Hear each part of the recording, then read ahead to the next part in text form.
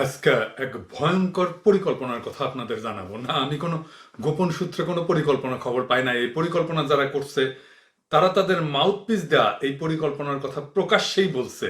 আপনারাও চাইলে সেটা দেখতে পারবেন। আমরা সবাই মিলেই আমরা সেটা দেখবো, কারণ অনলাইনেই আছে। ঘটনা হইতেছে ভারত কিভাবে বাংলাদেশকে দখল করবে তার পরিকল্পনা। কে বলছে এটা? বাংলাদেশের বিশিষ্ট ভারতীয় দালাল স্বদেশ রায়ের একটা পোর্টাল আছে, নাম সারাক্ষণ। সেখানে সারাক্ষণ ভারত বন্দনা চলে। সেইখানে সে আমাদের বয়কট আন্দোলনের সমালোচনা করতে গিয়া ফট কইরা এই কথাটা বইলা দিছে। বুঝতে পারে নাই এটা আমরা ধইরা ফেলবো। আসেন দেখি সে কি বলছে। তার লেখার শিরোনাম ভারতীয় পণ্য বর্জন আন্দোলন বনাম টুপি উদ্ধার। ওই টুপি না, ওই টুপি বলতে কি বলছে সেটা আমরা দেখবো পরে। এই লেখাটা পুরোটাই দেখতে হবে রেফারেন্সের জন্য, তাহলে বুঝতে পারবো ইন্ডিয়া কি পরিকল্পনা নিয়ে আগাইতেছে। একটু বড় হইতে পারে এপিসোডটা, আমি জানি না আলাপটা কত দূর পর্যন্ত যাবে, কারণ অনেকগুলো রেফারেন্স দিতে হবে এখানে ওর লেখা থেকেই। তাইলে বুঝবেন ইন্ডিয়া আসলে কি পরিকল্পনা নিয়ে আগাইতেছে। সে শুরু করছে এইভাবে: ভারতীয় পণ্য বর্জন আন্দোলনের শুরুর ঘোষণা যে ধরনের ব্যক্তির কাছ থেকে আসছে তাকে নিয়ে আলোচনা বা উল্লেখ না করাই ভালো। কথা সত্য। তবে বিএনপির মতো একটি রাজনৈতিক দলের কিছু নেতা এবং তাদের কিছু সমর্থক এই ধরনের একটি অবাস্তব কাজের সাথে নিজেদের জড়িয়ে ফেলবে এ বিষয়টি বাস্তবে কেউ ভাবতে পারেনি ও চিন্তাই করতে পারেনি যে বিএনপির কোন কোন নেতা এই আন্দোলনে সক্রিয়ভাবে অংশ নেবে। বিএনপি তো দল হিসেবে এখনো অংশ নেয় নাই, তাতেই ওদের মাথা খারাপ হয়ে গেছে। তার পুরো লেখার মর্মার্থ হচ্ছে বিএনপি কেন এই বয়কট আন্দোলনে যাচ্ছে। পুরো বিএনপি তো যায়নি, বিএনপি তো দলগতভাবে সিদ্ধান্তও নেয় নাই। কয়েকজন নেতা এই আন্দোলনের প্রতি সহমর্মিতা জানাইছে, জানাইতেই পারে, তাতেই ওর চান্দি গরম হয়ে গেছে। সে কইতে যাচ্ছে বিএনপির তো এটা ক্ষতি হবে। হ্যাঁ, এটা অবাস্তব আন্দোলন, তো তুই তেলে চিল্লাস কেন?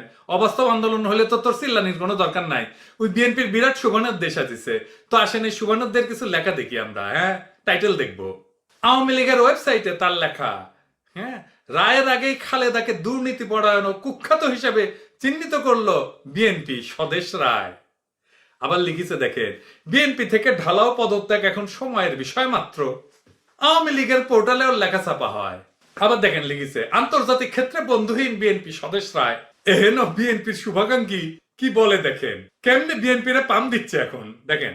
এ ধরনের একটি রাজনৈতিক বাস্তবতায় বিএনপির মতো একটি রাজনৈতিক দল যারা শুধু কয়েকবার রাষ্ট্র ক্ষমতায় থাকেনি, 91 রাষ্ট্র ক্ষমতায় থাকার সময় সারকে যথেষ্ট ভূমিকা রেখেছিল। হা হা, কি পাম! তারা ধীরে ধীরে এভাবে সার্কের কোন একটি দেশের বিরোধিতার পথে যাবে, এই ধরনের ভুল অন্তত তাদের কাছ থেকে আশা করা যায় না। ওরে বাবা, কি আশা নিয়ে বসে থাকে স্বদেশ রায়। তার পামনা শেষ হয় নাই, আরো আছে। কইতেছে বিএনপিতে যথেষ্ট শিক্ষিত নেতা আছেন, তাছাড়া তাদের সহযোগী পেশাজীবীদের মধ্যে অনেক উচ্চমানের ব্যক্তি আছেন। ওরে বাবা, পাম্পের উপরে পাম্প, বুঝেছেন তো কেন পাম দিচ্ছে এত। আরো বলছে, তারপরেও কেন ফেসবুক ইউটিউব নির্ভরদের বুদ্ধি বিবেচনার উপর ভর কইরা বিএনপির মতো একটি দলের কিছু নেতা এবং কর্মী, যে দলটি কয়েকবার রাষ্ট্র ক্ষমতা এসছে, তারা ভারতীয় পণ্য বর্জন আন্দোলনে গেল। এ সত্যিই এক বিস্ময়। ভয় পেলে মানুষ রাস্তায় হাঁটার সময় নাকি জোরে জোরে কথা বলে, ভয় তাড়ানির লাগা। সেভাবে সে বলতেছে যে বর্তমান যুগে রাষ্ট্র ক্ষমতায় যাবার সক্ষমতা রাখে এমন কোন রাজনৈতিক দল গ্রহণ করবে না এই ধরনের একটা পশ্চাৎপদ অচল ধারণা। এটাই বাস্তবতা। এখানে সে বলতেছে যে বিএনপিকে বুঝতে হবে তারাই এদেশে ছোট আকারে হইলেও কর্পোরেট নিয়ন্ত্রিত রাজনীতি শুরু করছিল। এটা কিসের প্রেক্ষিতে বলছে? ওই যে আগে বলছিল না যে ব্যালটের হাতে তো আর ক্ষমতা নাই, ব্যালট দিয়া কি আর ক্ষমতা হয়, বলছিল। ওটার পরের লাইনে এটা লিখেছে, সে একটা টার্ম ইউজ করছে, কর্পোরেট রাজনীতি। এটা নাকি শুরু করছে বিএনপি। তাইলে এটার মানেটা কি? কর্পোরেট রাজনীতি মানে জনগণের ভোটের দরকার নাই। তারপরে বলতেছে কর্পোরেট রাজনীতি নাকি এখন দুনিয়া চলতেছে। তার মানে হাসিনার যা রাজনীতি, ভারতের আশীর্বাদ নিয়ে একটা লোক দেখানো নির্বাচন করা, রাষ্ট্রযন্ত্রকে ধ্বংস করে একটা মাফিয়া গোষ্ঠীর রাজত্ব চালাইতে হবে, এটাই ইন্ডিয়ার প্ল্যান। ইন্ডিয়া বলতে চায় ক্ষমতায় আসবে, আসো, অসুবিধা নাই, লাইনে খাড়াও, তোমার টার্ম কখন আসবে আমি ঠিক করে দিব। ইন্ডিয়ার লাভ, হাসিনাকে আরো টাইট দেওয়া যাবে, সে দেখাবে তুমি কিছু এটা না করলে আমি বিএনপি দিয়ে করাবো, তাই না? তাই সে বলতেছে। তো তো বলতেছে যে এটাই হইতেছে সেই টুপি ছিল ইন্ডিয়া, তার টুপি আওয়ামী লীগ নিয়ে গেছে। তাই বিএনপির সিনিয়র নীতি নির্ধারকরা যে এখন ভারতীয় পণ্য বর্জন আন্দোলনের মতো ফেসবুকার এবং ইউটিউবারদের দিকে না তাকায়া নিজস্ব টিভি উদ্ধারে মনোযোগী হবে। মানে বিএনপি যে ভারতের কাছে ধর্ণা দিবে যে আমাদের ক্ষমতায় বসাও, আমরা তোমার দাসত্ব মাইনে নেব, এটা বলতে হবে বিএনপিকে। এটাই হইতেছে স্বদেশ রায়ের আবদার। কিন্তু ফাইনালি যে ভয়ঙ্কর কথা বলছে এই স্বদেশ রায়, এটা মন দিয়া শোনেন। খুবই গুরুত্বপূর্ণ কথা বলছে, সেটা আমাদের জানা দরকার। আমি বলবো বাংলাদেশের গোয়েন্দা সংস্থা, ডিজিএফআই, সেনাবাহিনী, সকল রাজনৈতিক দল এই স্বদেশ রায় যে কথাটা বলছে সেইটা গুরুত্ব দিয়ে বিবেচনা করা উচিত। দেখেন সে বলতেছে, তাই তাদের দেশের মানে ইন্ডিয়ার নিরাপত্তার স্বার্থে তারা যে শুধু বাংলাদেশ নিয়ে ভাবছে তা না, তাদের পশ্চিমবঙ্গ নিয়েও ভাবছে। ভবিষ্যতে যদি ভালো করে দেখেন, ভবিষ্যতে যদি পশ্চিমবঙ্গের ম্যাপে বা রাজনৈতিক সিদ্ধান্তে তাদের নিরাপত্তার স্বার্থে কোনো পরিবর্তন আসে, তাদের অবাক হওয়ার কিছু নাই।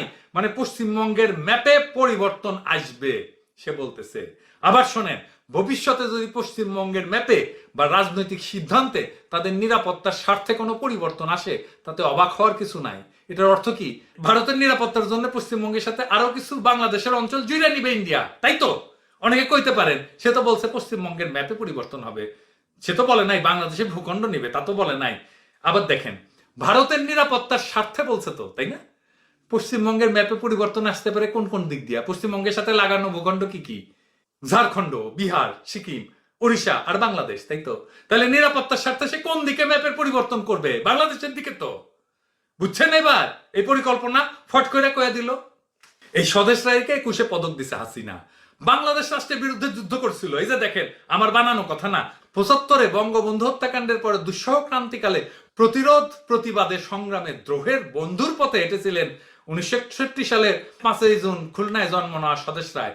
খুনিদের হটানো সশস্ত্র আন্দোলনের সহায়তার পথ ধরে যোগ দেন ছাত্রলীগের রাজনীতিতে। বুঝছেন তো? আগে অস্ত্র ধরেছিল বাংলাদেশ রাষ্ট্রকে ধ্বংস করার জন্য, কলম ধরে বাংলাদেশ রাষ্ট্রকে ইন্ডিয়ার অঙ্গরাজ্য করতে চায়। ওর মতো ইন্ডিয়ান দালাল বাংলাদেশে বসে কাজ করতেছে, আওয়ামী লীগের মধ্যে বসে। ওর এলাকায় খুলনা, যশোর। আর আর এই এলাকারে ক্রিমিয়া যেভাবে রাশিয়া নিয়ে নিছে, ইন্ডিয়া ওইভাবে নিয়ে নেবে। প্ল্যান শুরু করে দিছে, এটাই তো বলছে সে। অবাক হয়েন না প্ল্যান করলে? একটা হিন্দু মুসলমান দাঙ্গা লাগায় ইন্ডিয়ান আর্মি ঢুকাই দিবে, মুসলমানদের খেতে দেবে, তারপর একটা গণভোট করে ফেলবে ইন্ডিয়া। তাহলে কাশ্মীর চাইতে আরামে ওই অঞ্চল খাইয়া ফেলতে পারবে ইন্ডিয়া। পূরণ হবে স্বদেশের আশা। ভবিষ্যতে যদি পশ্চিমবঙ্গের ম্যাপে বা রাজনৈতিক সিদ্ধান্তে তাদের নিরাপত্তার স্বার্থে কোনো পরিবর্তন আসে, বোঝা গেছে এবার কথাটা? স্বদেশ রায় তার স্বদেশ খুঁজে পাবে তখন। অন্তত তার আগে আমরা আমাদের কর্তব্য কইরা যাই। ভারতের একটা বিশিষ্ট দালালকে জাউরার জাউরা খেতাব দিয়ে দিই, এডিটর সাহেব ঠকাস করে মেরা দেন জাউরার জাউরা। 2বার মারেন, 3বার মারেন হারামজাদারে। বাংলাদেশের ডিজিএফআই এই লেখার জন্য আপনাদের করণীয় কিছু আছে কিনা? এটা জাতীয় নিরাপত্তার ইস্যু কিনা? প্রশ্ন রেখে গেলাম। বাংলাদেশের সেনাবাহিনীর কাছে প্রশ্ন রেখে গেলাম, এটা জাতীয় নিরাপত্তার প্রশ্ন কিনা? বাংলাদেশের সব রাজনৈতিক দলের কাছে প্রশ্ন রেখে গেলাম, দেশবাসীর কাছে প্রশ্ন রেখে গেলাম। ওরা আমাদের ধারণার চাইতেও আগায় আছে। দেশ বাঁচানোর এখনই সময়। এই কাজ আমরা কেউ একা পারবো না। বাংলাদেশের জনগণের সাথে সেনাবাহিনীর যৌথ প্রচেষ্টায় বাংলাদেশের সার্বভৌমত্ব রক্ষা এখনো সম্ভব, যদি আমরা জাগি আর দেশ রক্ষায় আগায় আসি। সময় কিন্তু বেশি নাই। ওরা কিন্তু প্রস্তুত হয়ে গেছে, ওদের প্রস্তুতি শেষ। এবার আমাদের প্রস্তুতি শুরু করা লাগবে।